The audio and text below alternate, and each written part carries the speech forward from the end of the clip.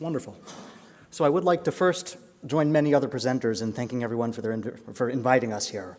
RILM is perhaps tangentially related to the topic at hand, but I'm here to show you why we're very interested in these discussions.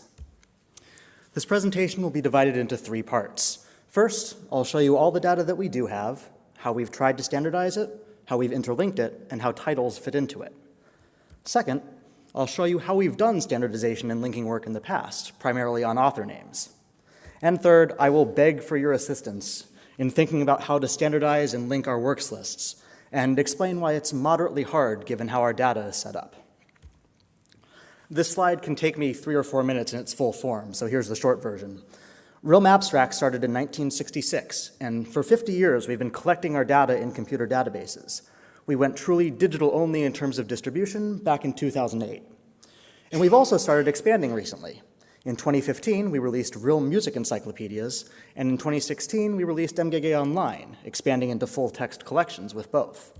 The latter was, and remains, my primary project, but as soon as I got to RILM, I was fascinated by how much linking work we'd done already, and how much yet could be done, so I picked up a few more things.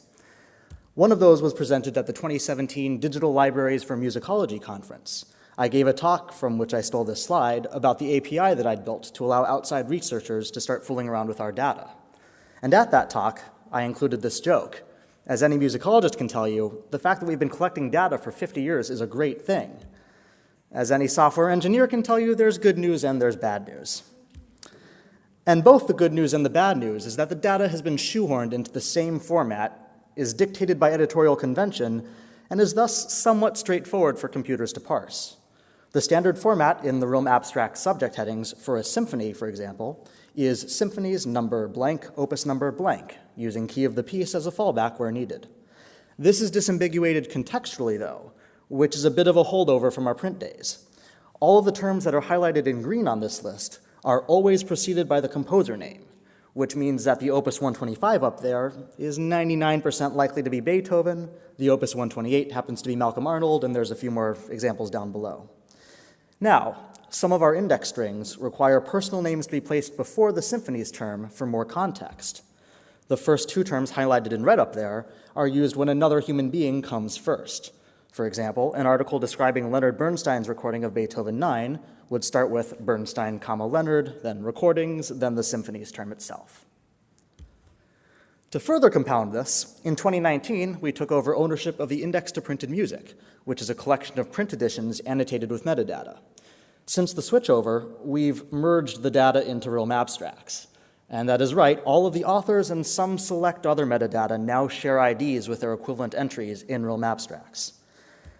We've intentionally avoided merging IPM print edition titles in, however, as RILM Abstract's index strings and IPM titles are different granularities of data. Prior to IPM, we did have some records for specific print editions, but they were generally only those that included critical reports or some other scholarly apparatuses. These records add metadata such as instrumentation and chippets and print formats as well. So while the authors and composers and many other things line up well, we haven't found the right way to reconcile these and fully complete the shoehorning. We're also not sure if there is a right way. To further compound this more, we've started adding large collections of work titles into our ecosystem as part of full-text encyclopedia articles.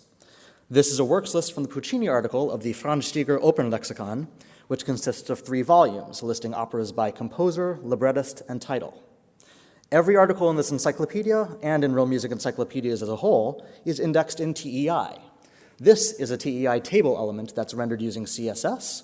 The first column, work titles, is stored internally as a title element in TEI. The 4th column, librettists, is both indexed as personal names and links directly to corresponding articles in the librettist volume. The final column, first performances, is indexed with date elements. Here is the equivalent of that list in MGG Online, which is also stored in TEI. This specific one is less highly detailed, but most of the data is still there, like title and work date, if you can read it from back there. Now, as a disclaimer, I don't speak much German, but I can still tell that despite its quality, MGG has some problems with consistency and tends to use some sometimes obscure or in-crowdy abbreviations, and that some works lists have a lot more data than others. This is the exact opposite example in terms of cleanliness, and as much as I love presenting other people's work in front of them, none of this is actually Dr. Pichman's fault.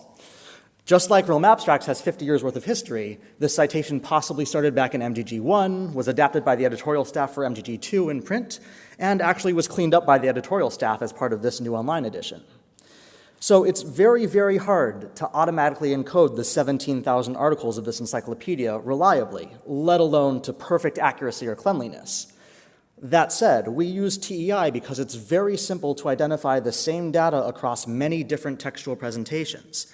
All of the publication place elements on the bottom right, if you can see them, the date and title elements in this example are indexed and searchable, and I'll show you how we can use them at the end of this presentation.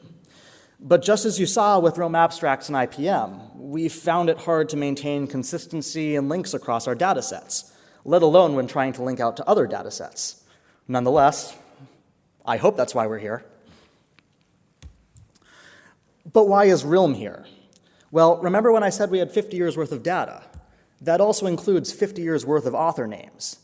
Recently, we realized they probably should be standardized, and so we started reconciling them. I'll keep a hand on this the entire time. So this is a short snippet of our variants on Puccini. Importantly, though, we have canonical internal forms. Is that my fault? Okay. I'm not going to touch that the rest of this presentation. We have these canonical internal preferred forms that are used for our index strings whenever a person is referenced. And these preferred terms also link out to the VIAF and other external resources whenever possible. We're also beginning to move some genres and musical terms into this as well, identifying equivalencies and relationships in our index strings where possible.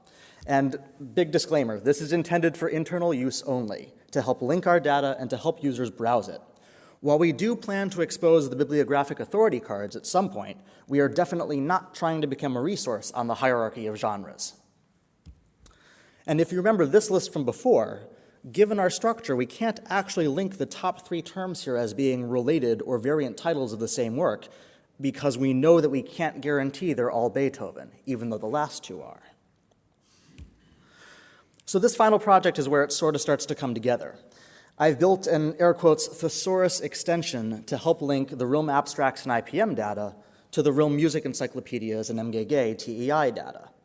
For those of you who have used MGG Online, this is the external links panel on the right sidebar. Each of these links to searches in RILM Abstracts for articles that use this indexing term, and also links out to the VIAF and the GND when such links exist. We want the equivalent of this for work titles, but given the data we have, that's very hard. This project does act as a hub for author names, though, in a way that it very could easily apply to work titles. First, in RILM Abstracts, it links the work level records, the contributor names, and the work titles and contributor names that are used in index strings. Second, in IPM, it links the print edition level records, the composer names, and the edition or work level metadata. And third, in all our TEI content, it links the person level records with works lists and the work level records themselves. Across all 3 bodies, we've indexed so many records with so much linked metadata and variants, we've seen how worthwhile the manual work we did to link IPM to RILM Abstracts was, but it was so time-consuming. To link titles across what's approaching 1.5 million records now is going to take ages. But despite how inconsistent the data can be, automated work could possibly thrive off this. There's so much that could be learned, and despite the large chance for false positives, there's so much that could be gained. But here's the difficulty. All of our data is at various levels of granularity. While IPM focuses on works and each record is highly annotated with metadata, they're additions, whereas across the rest of our body of work, we reference work-level concepts. And this raises the question, how can we correlate this data? Is it possible to do so? And do others even have a head start on us or tools that could help us out more? And as I've learned earlier today, yes, there are many tools out there that can help us with this exact task. But RILM also prides itself on being truly international, or at least starting to work towards it. We've had a lot of recent focus on popular music and on shichu, or Chinese opera, and many other genres. Does the same concept or a similar concept of a work title apply to all of these as well?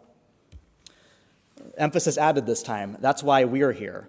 We're very curious about what could possibly be done because there are so many difficult questions that need to be answered and that we haven't yet been able to. We'd love your help. We're asking for anything we can get, and we'll love to talk about what we can exchange with anyone. The one follow-up question is, why should you care, and what can we do for you?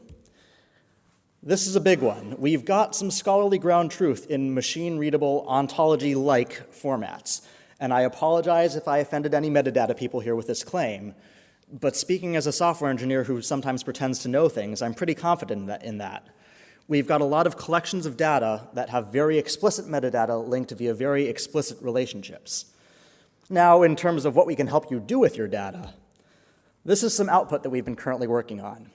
This is a preview of something we're going to launch for MGK Online soon, and this is a timeline view for people mentioned across the entire encyclopedia. It's filterable by dates, occupations, and names for now. And you can probably tell we've got a little bit of cleanup to do before launch, but I do still like being able to say Bach, Johann Bach, as is listed on the left side there. And we've also successfully prototyped feeding composition and first performance dates into this as well, but as you saw earlier, those are even messier. But we're hoping you can help clean it up, and we're hoping you can help inspire us to clean it up, and we're willing to invest and provide as much help as we can. We've got a lot of standardized interlinked data with a lot of linked titles, and we've done work to make it browsable by researchers and computers. We've done a lot of work in the past on linking author names, and we've successfully used it to link heterogeneous bodies of data together. And we need a lot of help with standardizing our titles, and we're hoping that's where your ideas will help us. Thank you very much.